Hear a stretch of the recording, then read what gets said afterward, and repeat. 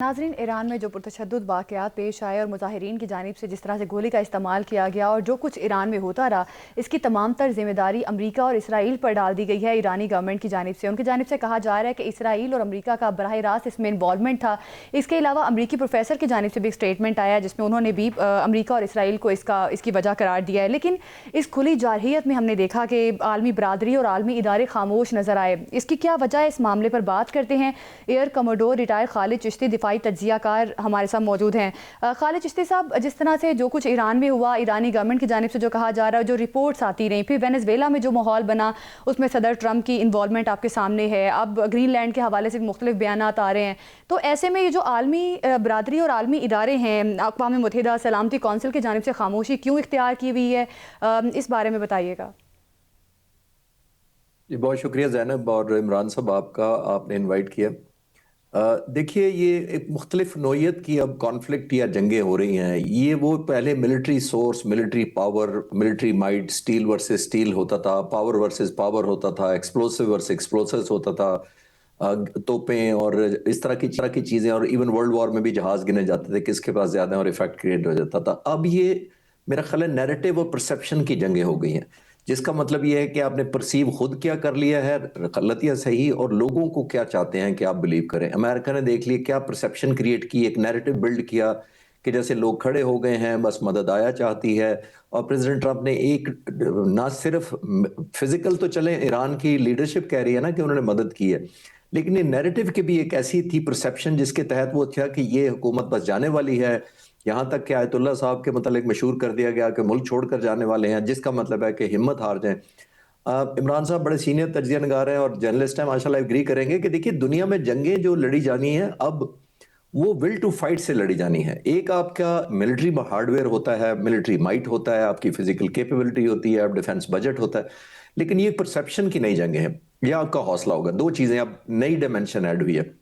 India Pakistan का मई का conflict देख लें, हमारी कहीं फोर्सेस कम थी लेकिन हमने हौसले से जंग लड़ी। अब बहुत ज़्यादा देखिए, मैं जब पढ़ता या पढ़ाता रहा एयरफोर्स में रहते हुए वॉर कॉलेजेस में, तो मेरा फिर मुझे एक जनरल याद आ जाते हैं। थुसिडिस नाम था, 2500 साल पहले एथेंस के वो जनरल थे। उन्होंने पहली दफ़ा पावर को डिफाइन किया था, डॉक्यूमेंट किया था, जो आज रहती, इसलिए जो उनकी हिस्ट्री आज भी पढ़ाई जाती है, लेकिन हम समझते थे कि यह शायद थ्योरी की है। उसने अंग्रेजी में कहा था और मैं कोशिश करता हूं उर्दू में। उसने कहा था जो पावरफुल है या ताकतवर है उसको वो कर गुजरना चाहिए जो वो कर सकता है, और जो मजबूर है या कमजोर है उसको वो सब कुछ बर्दाश्त करना चाहिए जो उसको करना चाहिए। अगर अब वही 2500 साल पहले और आज दुनिया, मैं समझ रहा था सिविलाइज्ड हो गई या नहीं हुई, वही परसेप्शन है, वही नैरेटिव है, और अफसोसनाक बात वही है। लेकिन मैं अक्सर कहता था कि ये कामयाब हो जाती अगर कोई मीनिंगफुल अपोजिशन होती। वहां पर मीनिंगफुल नहीं थी, उनकी डिफिकल्टी जरूर थी, लेकिन ना कोई फिगर हेड थी। रजा शाह पहलवी के बेटे बाहर बैठे हुए हैं, 19 साल की उम्र में चले गए थे, 47 साल उनको मुल्क से बाहर हो गए हैं, तो उनकी मेरा नहीं ख्याल रूट्स थी। तो ये लॉजिकल था कि सिर्फ अमेरिका और इसराइल की ही स्पॉन्सर्ड लगती थी कि वो ट्रिगर कर रहे थे कि अनरेस्ट, ताकि अगर कोई सिंपैथी क्रिएट कर सकें लोगों के अंदर और मुखालफत हुकूमत के खिलाफ कर सकें तो शायद वो टॉपल कर सकें। लेकिन ये तारीख का ऑलमोस्ट हिस्सा बन चुका है, वो कामयाब नहीं हुई। हालांकि ये सबसे ज्यादा ब्लडी कह लें या जिसमें सबसे ज्यादा कैजुअलिटीज हुई हैं 1979 के बाद।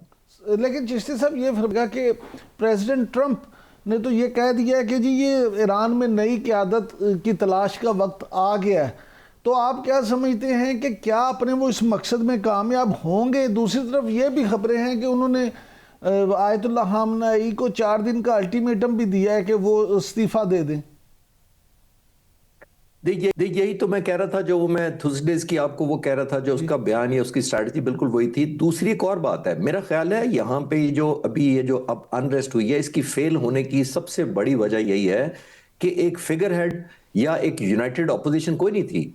अब बहुत सारे सेगमेंट सोसाइटी के बाहर निकले थे, यानी दुकानदार निकले थे, आम घरों के लोग निकले थे, बारोबारी लोग निकले थे, खवातीन निकली थी, तो उनके मसले डिफरेंट थे। यानी कि कोई जॉबलेसनेस थी, उनकी बाइंग पावर कम हो गई थी, जॉब अपॉर्चुनिटीज नहीं थी। तो ये बहुत बड़ा एक समझे ग्रुप ऑफ पीपल था जिनकी अपनी अपनी आइडेंटिटी थी, अपने अपने इश्यूज थे और अपना अपना मोटिव था।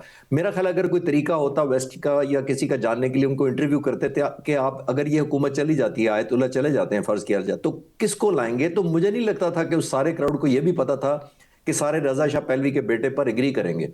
تو میں کہنا یہ چاہ رہا ہوں کہ ایسی موومنٹس کبھی کامیاب نہیں ہوتی جب تک ایک رول ماڈل، ایک ہیرو جس کو آپ پرسیو کریں کہ یہ میرے نجات دلائے گا مجھے اس مشکلات سے اور یہ میرا ایک ہیرو ہے یا رول ماڈل ہے، جب تک وہ نہ ہو تحریکیں کامیاب نہیں ہوتی. سب بالکل ٹھیک ہے، لیکن یہ فرمائیے گا کہ جب پہلے تو ایران کو ویسے اندازہ تھا، بہت عرصے سے تھا کہ ویسٹ اس کے بارے میں کیا سوچ رہا ہے، لیکن اب جب امریکہ اور اسرائیل کی تمام پالیسیز واضح ہو گئی، ان کی کوششیں بھی سامنے آ گئی، تو اب آپ کیا سمجھتے ہیں کہ ایران کی اگلی حکمت عملی کیا ہوگی؟ میرا خیال ہے دیکھیے ڈیٹرنس ہی ہے. اس دفعہ تو 2-3 ایلیمنٹ ہیں جو کام کر گئے ہیں. ایک یہ ہے کہ ان کو فٹ آن گراؤنڈ کی ہمت نہیں ہوئی وینزویلا کی طرح کہ آپ صدر کو اٹھا کے لے جائیں. یہ ایران ہے، یہ ایک آئیڈیالوجیکل بیسڈ لوگ ہیں، 3-4 ہزار سالہ پرانی ان کی ثقافت اور ہسٹری ہے. ان کو آپ وینزویلا ٹائپ ڈیل نہیں کر سکتے تھے. ایک انہوں نے مس کیلکولیشن یہ کی. دوسری انہوں نے مس کیلکولیشن یہ کی کہ انہوں نے سمجھا کہ جس طرح میں وینزویلا میں کیا یہاں بھی کر سکتا ہوں. اور آپ ایگری کریں گے کہ پوری دنیا میں ساتھ ہی انہوں نے گرین لینڈ کا نعرہ لگا دیا، جس کا مطلب ہے نیٹو کو بھی انوائے یا انکمفرٹیبل کر دیا. تو نیٹو آپ سے انکمفرٹیبل ہے، روس اور چین پہلے ہی انکمفرٹیبل ہے، انڈیا کو آپ نے خود انکمفرٹیبل کیا ہوا ہے. تو دنیا میں تھا کون سوائے ایک اسرائیل کے جو حمایت کر رہا تھا، جو کہتا تھا کہ جی بس آپ نے ایک دھکا مارنا ہے تو یہ حکومت گر جانی ہے. تو اب ان کے پاس آپشن میرے خیال ہے کوئی نہیں ہے. جب تک آپ آلٹرنیٹ لیڈرشپ تیار نہیں کریں گے، ڈیفیکلٹی ضرور ہے ایرانی لوگوں کی، لیکن انہوں نے تو جسٹیفائی کر دیا ایرانی گورنمنٹ نے. وہ کہتے ہیں کہ انہوں نے جو سینکشن لگائی ہوئی انجسٹیفائڈ، لوگوں پر غربت یا جو بائنگ پاور کم ہوئی ہے یا ہماری اکانومی بیٹھ رہی ہے، وہ تو انجسٹیفائڈ سینکشنز کی وجہ سے ہے. تو ایک ریفیوج ان کو پھر مل گیا، میرا خیال ہے ٹائم بائی کرنے کے لیے مل گیا.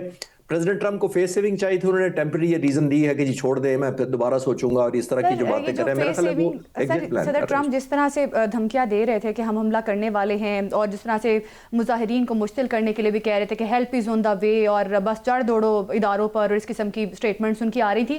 لیکن یہ جو ان کا ایک فیصلہ تھا جس پہ انہوں نے یو ٹرن لیا کہ نہیں ہم کوئی حملہ کرنے کے حوالے سے کوئی منصوبہ نہیں ابھی بنا رہے، تو سر کیا سمجھتے ہیں کہ خلیجی ریاستوں نے بھی ظاہر ہے اس میں انٹروین کیا، ان کو سمجھانے کی کوشش کی، لیکن صدر ٹرمپ نے کہا کہ انہوں نے اپنی وجہ سے یہ معاملہ جو ہے اس کو ڈیلے کیا، انہوں نے کہا کہ ہم نہیں حملہ کرے. تو سر یہ جو امریکی میڈیا پر رپورٹس آ رہی ہیں کہ ٹرمپ نے ایران پر حملہ اسرائیل کے پاس راکٹ ختم ہونے کی وجہ سے روکا ہے، اس میں کتنی سچائی ہے؟ کیا ہو سکتا ہے ایسا کہ اسرائیل کے پاس راکٹ نہ ہو اور اس وجہ سے حملے کو روکا ہوا ہو؟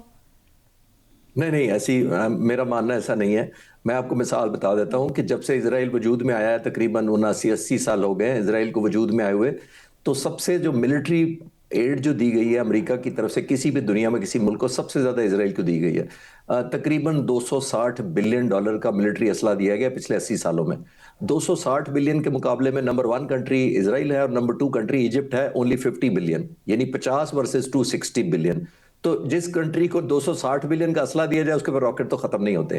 ہاں یہ میں مانتا ہوں کہ جو عرب ملک ہیں انہوں نے ضرور امریکن پریزیڈنٹ کو یہ کنونس کیا ہے کہ دیکھیں آپ تو 10,000 میل دور بیٹھے ہیں، حملہ ہونا ہے تو عرب ملکوں پر ہونا ہے، کیونکہ تقریباً 702 ایئر بیسز یا ان کے فٹ پرنٹس ہیں امریکہ کے پوری دنیا میں.